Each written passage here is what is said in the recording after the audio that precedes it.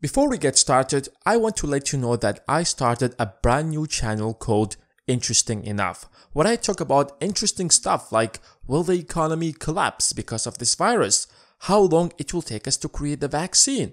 Is the Rothschilds family as rich as we think?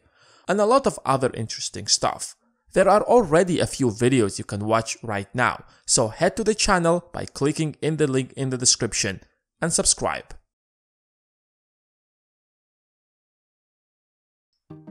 When you think about the wealthiest people of the world, the first people who come to mind are Bill Gates, Jeff Bezos, Warren Buffett, or even this guy.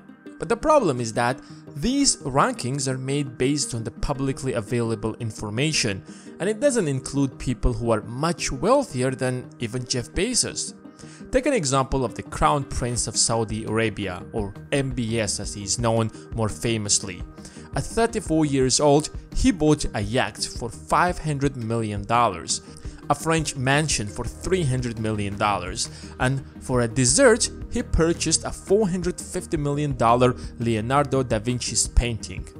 Even people like Jeff Bezos, who have been dominating the Forbes list for a few years now, would struggle to raise so much cash to make such an extravagant purchase. It might sound like I'm talking about some kind of a conspiracy theory, but trust me, I am not. In this video, we are going to explore the 5 types of rich people and why Jeff Bezos isn't the richest person in the world. Why the real billionaires are hiding behind the curtains and would never want to be seen at the top of the Forbes list.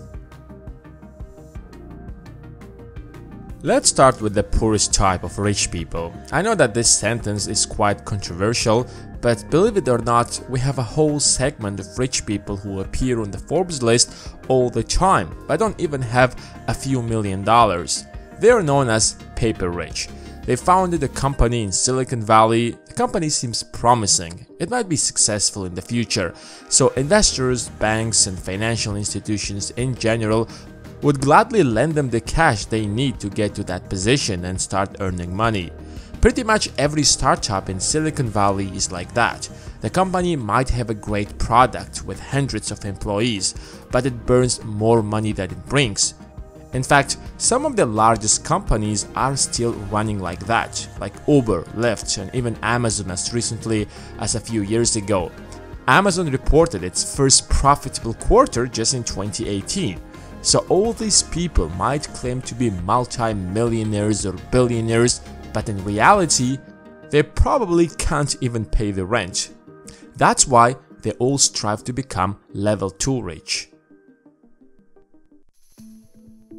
If one day your startup suddenly becomes popular and your net worth on paper will be, let's say, $5 billion, here's a step-by-step guide on how to turn your $5 billion on paper into actual cash.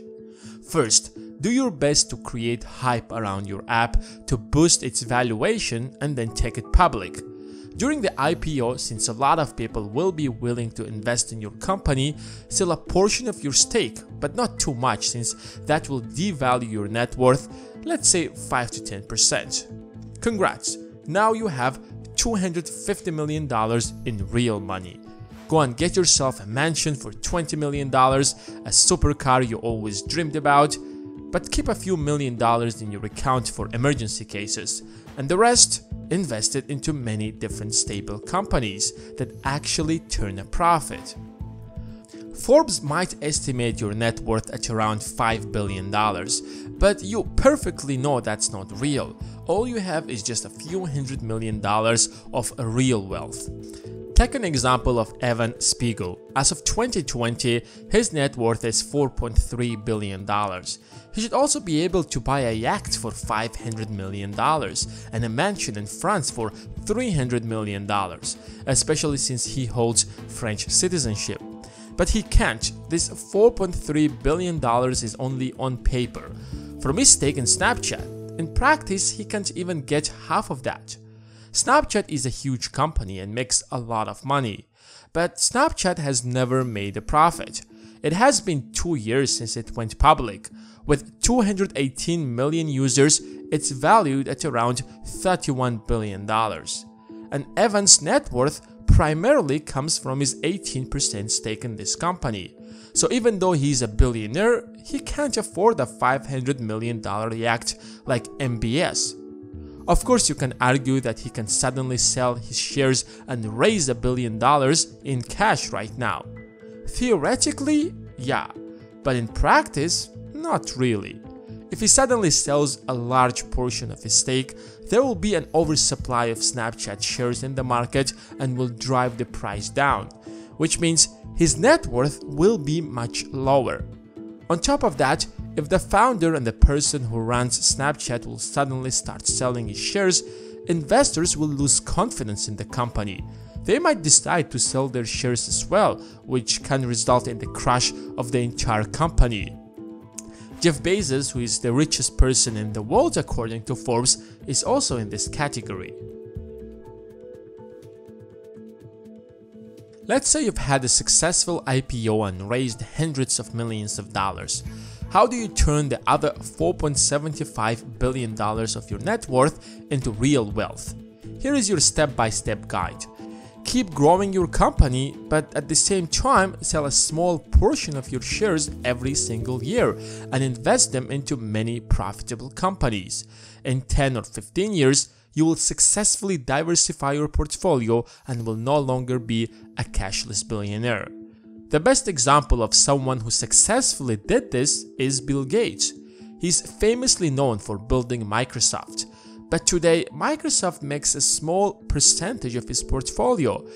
In fact, his biggest stake is in Berkshire Hathaway, a conglomerate that holds many different companies under its wings.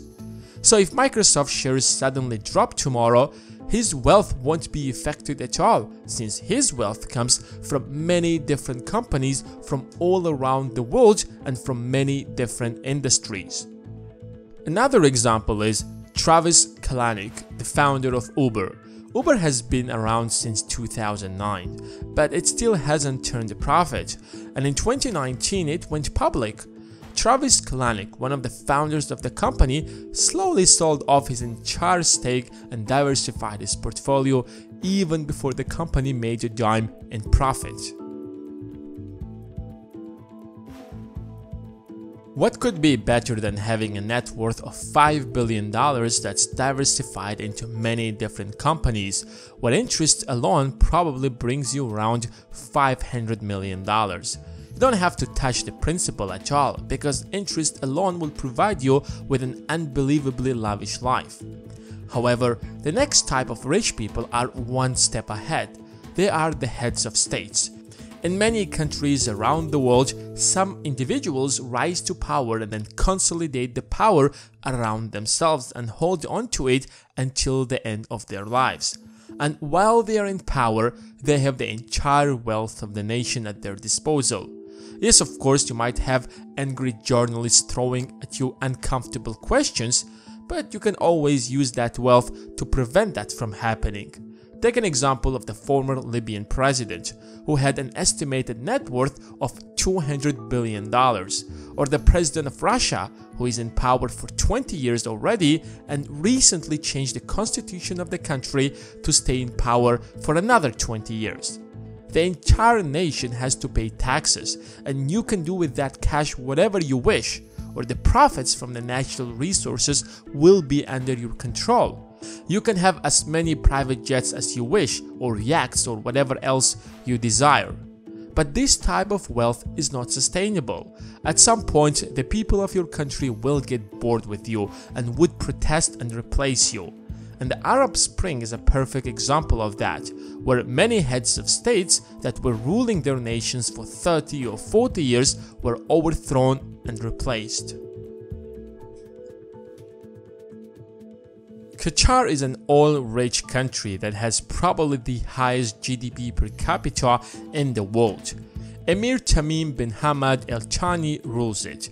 The constitution of this oil-rich country basically says Emir, or the head of the state, can only be chosen from the family of Al Thani, and he is the head of the state and the commander-in-chief of the Qatar Armed Forces and the guarantor of the constitution.